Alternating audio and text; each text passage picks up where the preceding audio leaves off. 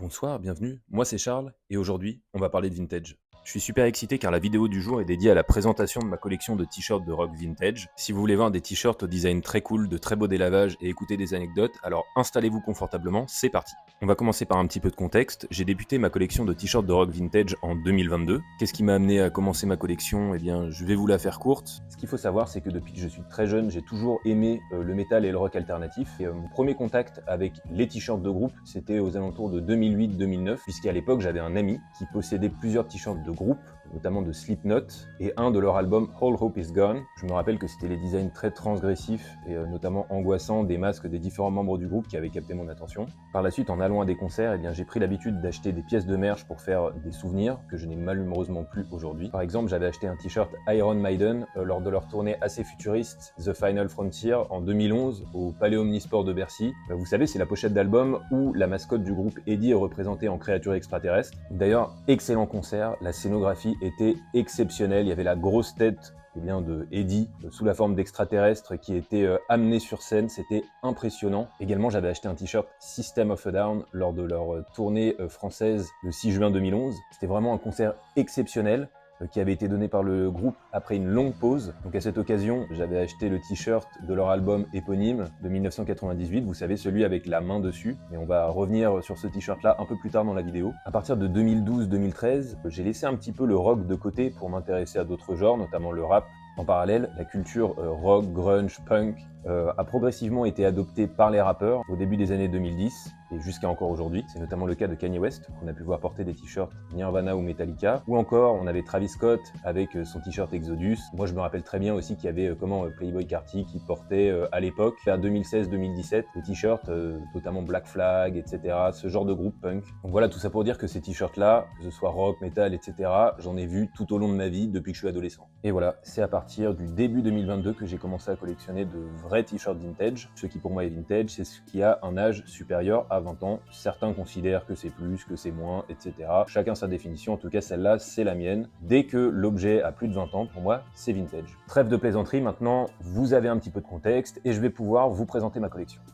Le premier t-shirt, c'est un t-shirt donc Nine Inch Nails, Pretty Hate Machine, l'album qui est sorti en 1989, et ce t-shirt-là date de 2002. Alors il s'agit d'un des premiers albums industriels à avoir atteint un véritable succès commercial, et c'était un album pionnier de la fusion entre le rock ainsi que l'électronique. Alors attendez, je vous ai pas montré le dos, mais évidemment, comme sur ma précédente vidéo, eh bien il y aura des plans portés. Alors ce t-shirt-là, il est sur un tag Fruit of the Loom. Je vais vous mettre d'ailleurs à l'écran de quoi dater tous les t-shirts Fruit of the Loom. Ce que j'adore vraiment, alors, c'est que le logo a vraiment bien craqué avec l'âge, que ce soit sur le devant ou sur le derrière. Alors également, pour dater les t-shirts, au-delà du tag, vous avez le copyright qui vous donne quand même une bonne indication.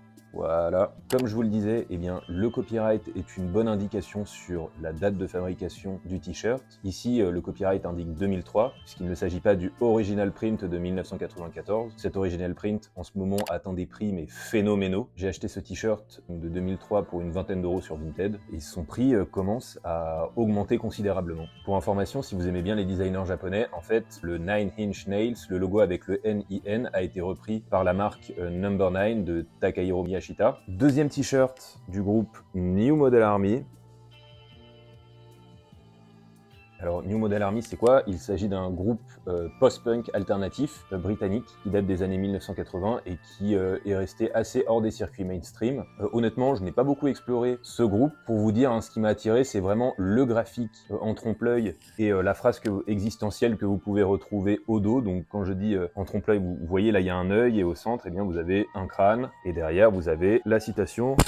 Well, where do we come from? It's pretty much hard to say. Toujours sur un tag, regardez, de la marque Fruit of the Loom. Alors ça, il s'agit d'un tag qui est quand même super récent. Ça date du début des années 2000. Pour la petite histoire, ce t-shirt-là, je l'ai acheté à un Ukrainien sur Grailed. Il m'a coûté à peu près, je crois, 40 euros. J'ai pas mentionné, mais là, tous les t-shirts qu'on va voir en premier, c'est ceux que j'ai achetés vraiment début 2022. Donc au tout début de ma collection. Ensuite, un autre t-shirt, donc classique, c'est un t-shirt du groupe Korn, le groupe de Jonathan Davis, qui a récemment d'ailleurs fait une collab avec Adidas qui était assez drôle, puisqu'à l'époque où ils ont sorti leur chanson du même nom, Adidas, qui signifie All Day I Dream About Sex, eh bien Adidas avait vraiment cancel toute possibilité de collaboration. C'est à peu près genre 20 ou 25 ans après, je crois. que eux ont réussi à faire une collab avec Adidas en sortant notamment une édition de la Adidas Campus, là c'est la chaussure assez chunky. Alors au global, les t-shirts de Korn, je suis assez, je dirais pas insensible, mais c'est pas ceux qui, avec les designs, qui m'intéressent le plus. Là j'ai pris vraiment quelque chose d'assez simple, je pense que c'est le plus simple que vous pouvez avoir, avec marqué au dos « Still a fucking freak ». Alors, vous avez le copyright, le copyright qui va être peut-être très peu visible pour vous. En tout cas, c'est un t-shirt qui date de 2003. Le tag très récent, Fruit of the Loom. Voilà. Bon, là, on arrive sur les heavy hitters. Là, vous avez un t-shirt. Alors, je sais pas s'il va apparaître totalement à la caméra. Hein. Bien évidemment, vous aurez des plans portés. Hein. Mais c'est un t-shirt Cradle of Filth. Alors, Cradle of Filth, c'est quoi? C'est un groupe britannique qui a été fondé en 1991 et qui est connu pour son style black metal, gothique, horror punk. Vraiment, visuellement, ce groupe, c'est quelque chose. Hein. Leurs lives sont assez particuliers. Vous avez un style donc, très théâtral, mais en même temps assez macabre, mêlant vampirisme, occultisme, iconographie sataniste. Également, ils sont vraiment connus pour faire des t-shirts avec une esthétique très choquante, ultra provocatrice, mais dans le même temps, ces t-shirts sont aussi très recherchés. Pour ce qui concerne le tag de ce t-shirt, voici. Comme vous pouvez le constater, il y a vraiment l'essentiel dessus, à savoir la taille et la composition, et ça, c'est le signe d'une fabrication indépendante. Ce qui m'a fait acheter ce t-shirt, c'est son délavage. Je l'ai acheté sur le site Etsy, qui a vraiment une très belle sélection vintage. Le vendeur est un vendeur français qui vient de Strasbourg et qui était très sympathique. Et je l'ai acheté l'an dernier, fin 2023, je dirais. On arrive à un t-shirt qui est un de mes préférés. C'est un t-shirt du groupe américain Danzig. Petite parenthèse sur le groupe, alors il s'agit d'un groupe américain qui a été formé par la figure culte de Glenn Danzig, qui a été formé en 1987. Après ses expériences au sein du groupe Samhain et également Misfits, vous savez le groupe où il y a le Crimson Ghost dessus, l'espèce de squelette assez reconnaissable. Alors leur style, c'est un peu la synthèse du heavy metal, du blues et également du rock gothique. Pareil, on est sur un groupe avec des lives très impressionnants, une scénographie bien sombre et bien occulte. Il date de 1991. Donc, hop. Comme vous pouvez le voir, au devant, vous avez tous les membres du groupe, avec la grande tête de Glenn Danzig, et au dos, l'imprimé avec le logo du groupe. Vraiment, ce t-shirt, il est très compliqué à trouver. Il est sur un tag assez particulier en plus, qui est le tag FT, Made in USA, donc qui est une ligne spécifique de la marque TJ's, et honnêtement, c'est de loin une des coupes qui me va le mieux. Petit point information, la plupart des t-shirts que vous allez voir de ma collection sont en taille XL, et c'est normal, puisque la plupart de tous les t-shirts vintage sont en général en taille XL. Pourquoi cette taille-là? Puisque c'était une taille assez polyvalente qui permettait de simplifier la logistique du merchandising. Là les gars, on arrive au t-shirt qui était évoqué en introduction, mais qui n'était pas celui que j'ai acheté en 2008-2009. Je parle bien évidemment du t-shirt de System of a Down, avec la fameuse main, et au dos avec marqué System of a Down.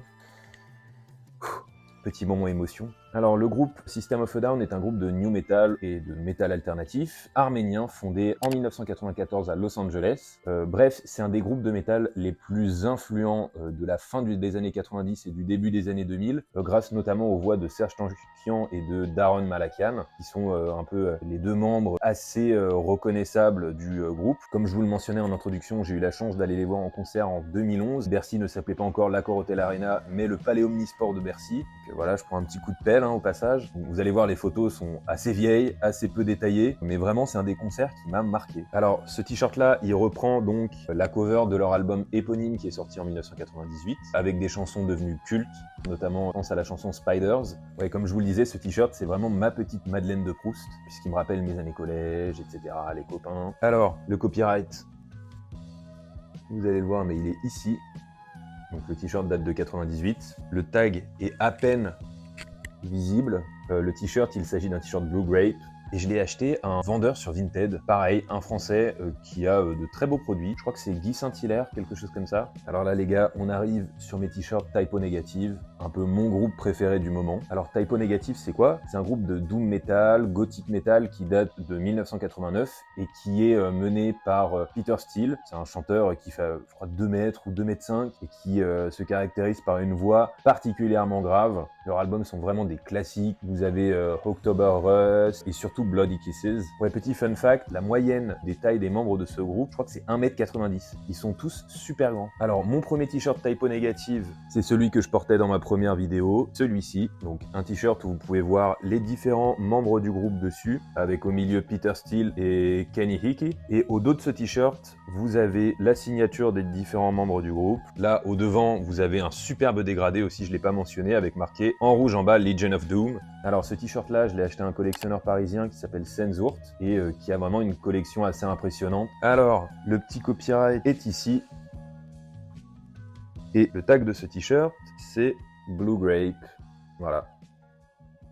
Alors mon second t-shirt Type O Negative, qui cette fois-ci date de 2000, avec une représentation du cri de Monk et en arrière-plan le Brooklyn Bridge, et écrit juste en dessous « You are not a victim, you are a volunteer ». Et au dos, vous avez donc une partition de musique avec des taches de sang, et écrit juste en bas « The Prophets of Doom ». Il est sur un tag M&O Knit Heavyweight, et le copyright, eh bien, vraiment, ce t-shirt a été très compliqué à trouver. Je suis assez content puisqu'il est en très bon état. Le noir a très peu dégorgé avec le temps. Et j'ai acheté ça, je crois, à un Australien sur Grailed. Voilà.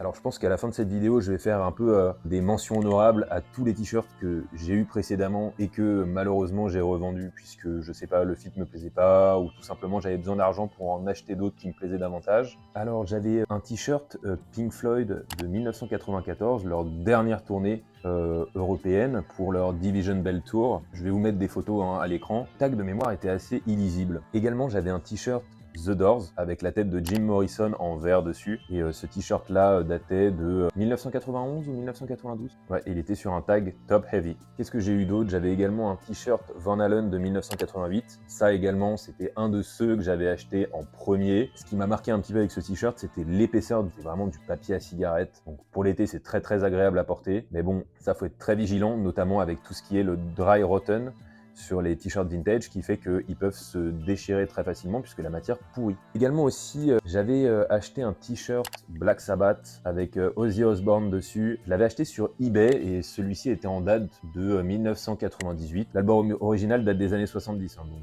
c'est un reprint. Et j'avais vraiment particulièrement apprécié le design. Ce que j'aimais moins, c'était peut-être la coupe qui a fait que je m'en suis séparé. J'avais également eu un t-shirt Sisters of Mercy qui est un groupe de rock gothique britannique et c'était le t-shirt avec marqué Tour Things dessus qui est leur tournée qui date de 1991 et le tag de ce t-shirt de mémoire c'était un Brokem. Je vous mettrai ça à l'écran, vous verrez. C'est dans la boîte, on a eu le temps de traiter de tous les t-shirts que je voulais vous montrer. Bon, eh bien n'hésitez pas à laisser un j'aime ou un commentaire ou à vous abonner pour ne pas louper les prochaines vidéos. Pour ma part, je vais vous souhaiter une bonne soirée, un bon après-midi ou une bonne matinée et on se voit à la prochaine vidéo. Allez, ciao ciao!